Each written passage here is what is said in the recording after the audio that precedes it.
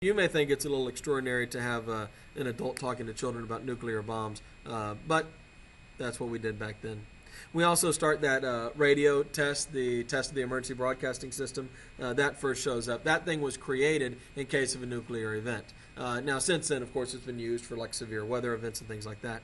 But it was created for that. And of course, we get the popularity of the fallout shelter. These were things you could order through the mail, and they would send you everything you need. And the husband would go out in the backyard, and he would build his family their own personal fallout shelter where they could go if a nuclear attack came. And the one on the cover of Life there looks pretty nice. Also, if you're in a downtown area, you might see that nuclear symbol there at the top, there on the top left, that says fallout shelter. And those are places that have been prepared in your downtown as well as mine here in Austin, where you could go in case of a nuclear attack.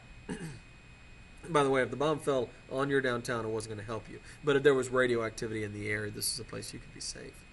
Of course, this led to a lot of psychological drama of its own. What do you do if your family has a bunker and you get into your fallout shelter, and then your neighbors come over, your 8-year-old son's best friend is beating on the door, help, help, but you've only got room and space for your family? Do you just let them die? And many people concluded that maybe it wasn't really worth living in this post-apocalyptic environment. Prosperity and science also feed extreme optimism, though. There's two sides to this coin. The New York Times in August of 1945 said this: "This new knowledge can bring to this earth not death but life, not tyranny and cruelty, but a divine freedom." There was a hope that this would be a technological advance that would revolutionize the standard of living all around the world. In fact, 2/3 of Americans believed the secret of the atom would do more good than harm. And nuclear power plants began to be built all across the U.S., with no notion that these nuclear power plants could potentially themselves hold danger. Hey, Bert, come on out and meet all these nice people, please. Oh, all right. We really can't blame you. You see, Bert is a very, very careful fellow. When there's danger, this is the way he keeps from being hurt. Sometimes it even saves his life. That's why these children are practicing to duck and cover just as you do in your school.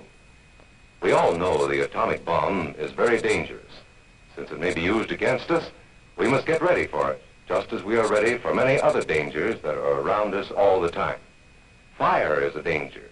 It can burn whole buildings if someone is careless. But we are ready for fires.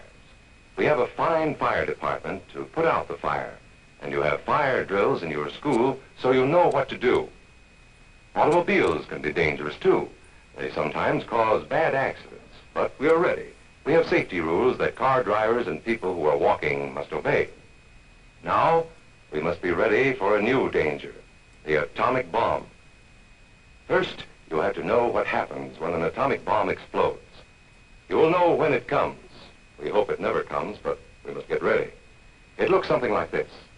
There is a bright flash, brighter than the sun, brighter than anything you've ever seen. If you were not ready and did not know what to do, it could hurt you in different ways. It could knock you down hard or throw you against a tree or a wall.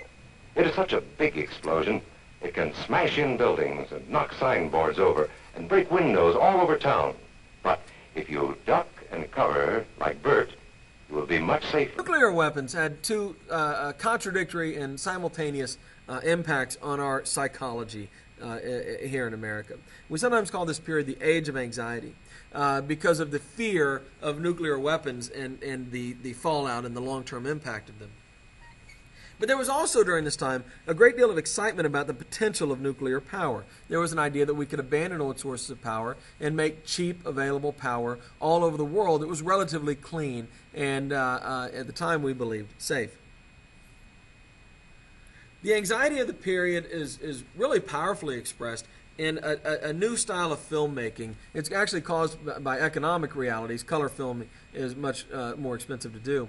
And so low-budget movies that tend to work in black and white because it's cheaper will effectively use shadow and kind of different areas of the grayscale to make these really powerful movies. We call this film noir. Noir, of course, meaning night or black. But they also, in terms of their content, they express a dark vision of anxiety. There's an enormous loneliness present in most film noir movies, and the characters live in an impersonal, often brutal, indifferent world. which is often seen as kind of the psychological landscape of post-war America. The characters are often have uncontrollably destructive tendencies. Oftentimes it focuses on private detectives and a lot of crime stories, a lot of kind of uncontrollable passion and corruption, these sorts of things. If you've never seen some of these movies, you should definitely check them out. They're some of the greatest films ever made. But they do contribute to this very and reflect this very bleak worldview that follows World War II. You can also see this in TV series like The Twilight Zone, which frequently had episodes featuring end-of-the-war motifs. There's a very famous episode down there on the bottom where a guy who doesn't really like people and likes to read survives some sort of world-ending event. I think it's a nuclear catastrophe. But then he breaks his glasses so he can't read books. It's ironic, I suppose. But lots of these sort of post-apocalyptic stories. In comic books, in a period before we have superhero comics, there were comic book series about atomic war in World War III. You would think this would be one issue long, but no, it wasn't. They just did it over and over again. But the appeal of these stories reflects the nation's anxiety about this nuclear future. It's hard to escape thoughts of the bomb. Even at school, when you would go to school back then, they would teach you what to do in case of a nuclear attack. Hide under the desks, because that's going to help.